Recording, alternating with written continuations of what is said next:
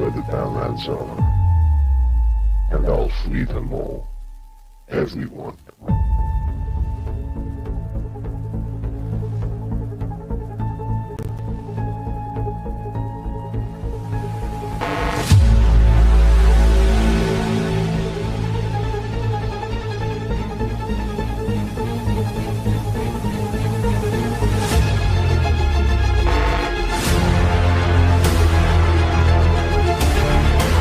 Remember me.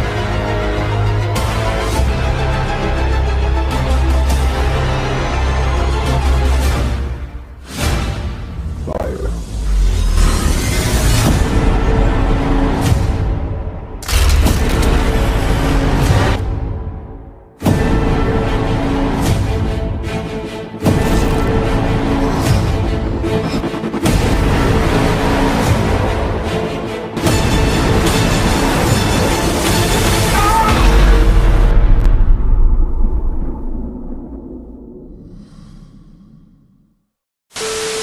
A Crossroads Hangout game might be one of the best Roblox horror games ever. It's creepy, it's thrilling, it's even quite emotional at times. And above all, it's packed to the brim with lore and story that picks up directly after the previous game. In this video, I will summarize and explain the lore of this game, as well as give some quick theories on predictions on where the story is going in the future for the final installment of this trilogy. I know it's a quick intro, but we have a lot of ground to cover, so I'm trying to get through things as fast as possible. So remember to like, comment down below something that you'd want to see in a future video, and subscribe. And without further ado, let's dive into the lore of a nostalgic Crossroads Hangout. The game seems to take place almost immediately after the events of the first game. Although, thanks to some dialogue seen later, it seems that we play as the same character as well. Anyways, the story is advanced by the player visiting different areas of Crossroads. The first place the player visits is the cave, where a girl can be seen calling to their mother. The player is obviously not their mother, but yeah, it's just to add to the creepy factor. This girl's name is actually Loey, or I think that's how it's said. I have no clue, guys. This is going to be a struggle for this video with names. Anyways, Loey is a Roblox myth known for her hoarding of creepy dolls. This girl disappears, but down at the table, 3 doll-like girls appear at the table, waiting for the player to join them.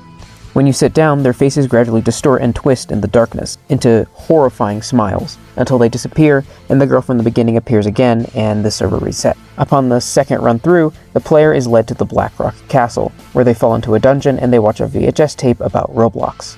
However, the tape is infested with Smile.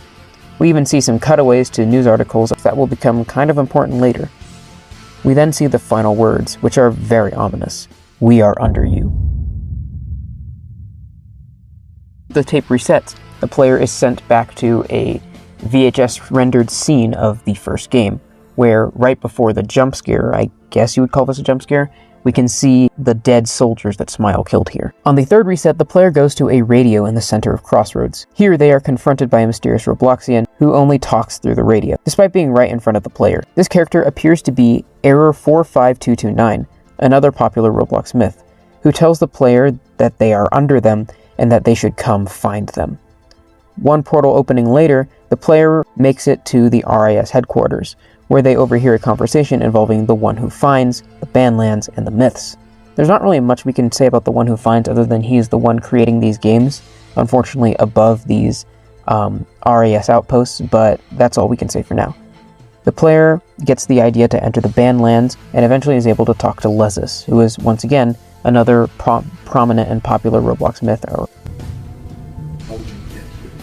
How did you get to the entrance to Roblox's Badlands? They explain why they are there before the RIS realize what's going on and they reset the server. However, it's too late.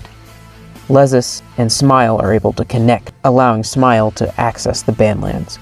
Using his power, Smile is able to free his greatest creation, the ultimate Roblox myth, Noli.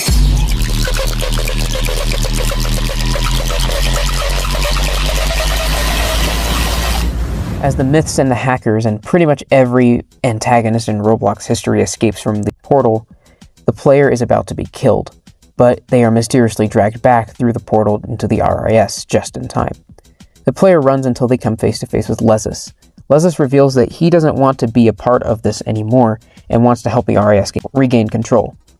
He says that the player needs to reach the central Roblox HQ and delete the final remaining thing of classic Roblox, the bacon hairs.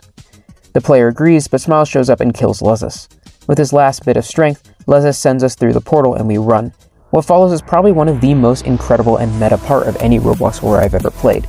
A nightmarish marathon where the player runs through Brookhaven, Doors, Jailbreak, NPCs are becoming smarter, and a few other games, all while the games are being torn to shreds by the Roblox myths and hackers. And there are some heavy hitters in Smile's army too.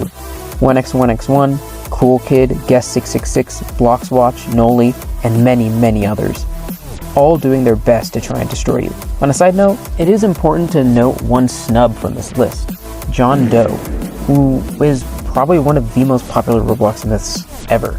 I don't think his conclusion was by mistake, but we'll probably get into that in a future video. The player eventually makes it to Roblox HQ where they're presented with a choice, deleting the bacon hairs forever or joining Smile and his armies of myths and hackers. Choosing to delete the bacon hairs gives the player a heartfelt goodbye to the last bacon and strands the player in Jailbreak. The battle is over, but the Roblox Civil War has just begun. Choosing to side with Smile causes the player to be trapped in Jim's computer right after Jim offed himself. Both endings seem bittersweet, and yet they leave you wanting more. But what the heck is going on here? Well, I'm here to answer that. So first of all, let's try and establish a bit more of a link between this game and the last one. This game does a good job of that on its own, but there's a few details that aren't immediately obvious to the player. From what we know from the last game, the player escaped from a game below the game into an RAS facility, and they found the true form of Smile, and freed them.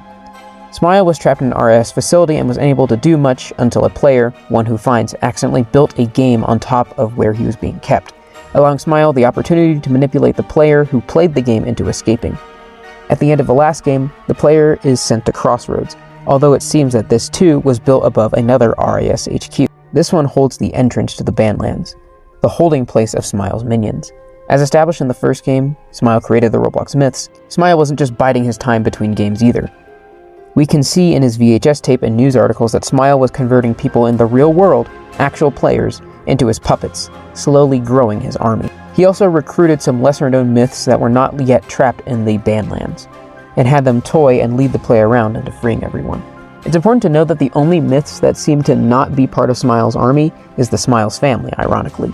Since there's not really a connection between the two, servants like Lezus even openly call them out for their disobedience. The player was, once again, completely used by Smile to further his own goals. But that's not all.